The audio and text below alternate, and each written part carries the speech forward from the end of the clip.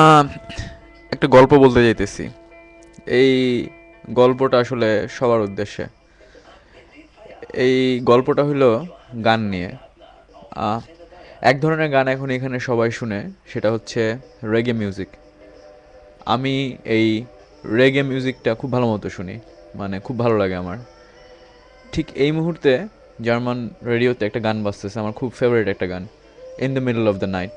আমার মনে হয় একটু একটু শোনা যাচ্ছে। তো এই রেগে মিউজিকটা কেমনে আসছে, এটা খুব ইন্টারেস্টিং আর কি। এই যে এই টিউনটা রেগের,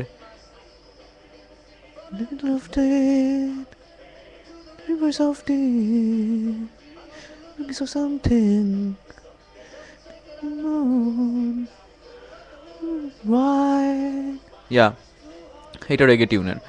তো রেগে মিউজিকটা কেমনে আসছে, এটা খুব ইন্টারেস্টিং। রেগের সঙ্গে আসলে একটা মানে ধর্মের রিলেশন আছে। সেই ধর্মটার নাম হচ্ছে রাস্তাফারাইত। বব মার্লের নাম তো সবাই জানে। সেই বব মার্লে হচ্ছে রাস্তাফারাইত। এবং এই রাস্তাফারাইটরা মনে করে যে ইথিওপিয়া হচ্ছে তাদের কি বলবো, ইথিওপিয়া তাদের জায়ন। আমি কিছু রাস্তাফারাইদের ছবি দেখাইতে পারি, লাইক এই যে এখানে। আহা, মানে জায়ন মানে হচ্ছে ওদের দেশ, রাস্তাফারাইদের দেশ, রাস্তাফারাইদের স্বর্গ, যে স্বর্গে ওরা বারবার ফিরে যেতে চায়। তো আমি গুগল মারি রাস্তাফারাইটস, ওকে, রাস্তা শিট ফারাইট, গুগল মারলাম, এখন আসবে। আচ্ছা, রাস্তাফারাইট কমেন্টস অন মোর বাল, yeah Rastafarite look like a Rastafarite, yeah. হ্যাঁ, এই যে একটা, এটা এইটা এইটা ভালো না, এইটা ভালো না। উইকিপিডিয়াতে রাস্তাফারাইটদের ভালো জিনিস পাওয়া যাবে। উইকি মারি, উইকি মারলে ভালো জিনিস পাওয়া যাবে আসলে। Delete wiki, wiki, no no no no no no no, Wikipedia, ওকে।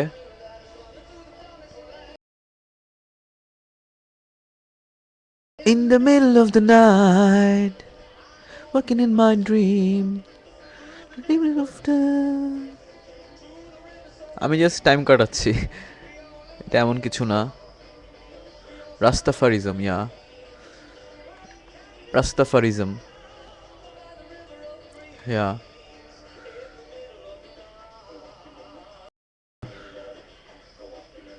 রাস্তাফারিজম, আচ্ছা, রাস্তাফারিনিজম হচ্ছে কালোদের একটা মুভমেন্ট। এই মুভমেন্টটা ইথিওপিয়ান এম্পারার হাইলে সেলাসিকে মনে করে যে সে ছিল খুবই, মানে সে ছিল একজন দেবতা।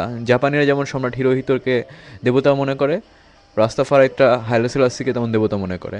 ওরা মনে করে যে এই যে হাইলে সেলাসি, এই হাইলে সেলাসি হচ্ছে দেবতা একজন।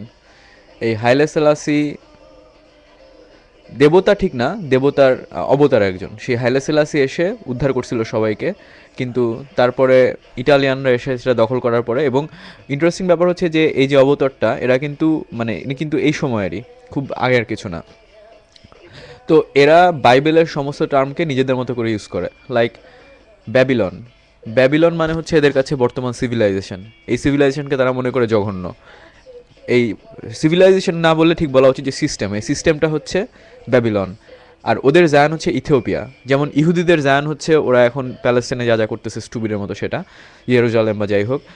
কিন্তু ওদের জায়ান হচ্ছে ইথিওপিয়া। ওরা সবাই মনে করে যে ইথিওপিয়ায় ফিরে যেতে হবে। এবং বাইবেলের গার্ডেন অফ ইডেন কোথায় ছিল সেইটা নিয়ে কিন্তু অনেক ডিবেট আছে। তো যেটা ধারণা করা হয় যে গার্ডেন অফ ইডেন আসলে ইথিওপিয়া। তো এই সমস্ত কিছুই আমি হচ্ছে ইসের কাছ থেকে পাইছি, কি বলে, ব্রুকের কাছ থেকে এইসব তথ্য পাইছি। তো রাস্তাফারাইটরা প্রচণ্ড পপুলার হয় বিশ্বে যখন বব মার্লে প্রচণ্ড পপুলার হয়েছিলেন। বব মার্লের সেই গানগুলো আর কি, সেগুলো তো আমরা সবাই শুনছি। এই আর তো এই রাস্তাফারাইটরা জ্যামাইকাতে 1950 কি 60 সালের দিকে যখন জ্যামাইকাতে ইংরেজি গান শোনা শুরু হলো, রেডিওতে ইংরেজি গান টান হচ্ছে, তখন এরা এই ইংরেজি গানগুলোকে নিজেদের মতো করে গান গাওয়া শুরু করলো, এবং এই গানগুলো থেকেই রেগের উদ্ভব হয়, এবং বব মার্লে হচ্ছে সবচেয়ে বড় রেগে আর্টিস্ট আর কি। তো জার্মানিতে এখন রেগে ছাড়া কোনো পার্টি হয় না। Babylon, Babylon. রাস্তাফারিকে আসলে রিলিজিয়ন বলা যায় না, রাস্তাফারিকে বলতে হয় যে একটা ফিলোসফি, একটা দর্শন, অন্যরকম একটা দর্শন। এবং এদের এই দর্শনে মারিজুয়ানা মিন্স গাঞ্জা বড় একটা জায়গা দখল করে আছে। আচ্ছা, আমরা এই যে ব্যাবিলনের ছবি দেখতে পাচ্ছি, ব্যাবিলনটা মানে কি? ব্যাবিলন মানে হচ্ছে নাগরিক সভ্যতার শুরু, খুবই গোছালো একটা সিস্টেম। এই যে সুন্দর নদী, সুন্দর ব্রিজ, এটা হচ্ছে 600 BC-র ইউরোপ, 600 BC-র উলম, কোনো চেঞ্জ হয় নাই, ঠিক একই রকম আছে। এখান দিয়ে যাইতে হবে, তারপরে এখানে ঢুকতে হবে, এখানে যাইতে হবে, মন মানসিকতার কোনো চেঞ্জ হয় না, সব কিছুই খুবই কন্ট্রোল। যেমন আমি আর ব্রুক গতকাল মাতাল হয়ে হাঁটতেছিলাম, একটা বিশাল গাছের পাশে যাচ্ছিলাম, সেই গাছটাকে দেখে ব্রুক বলল এই এই গাছটা ওদের ডাটাবেজে আছে।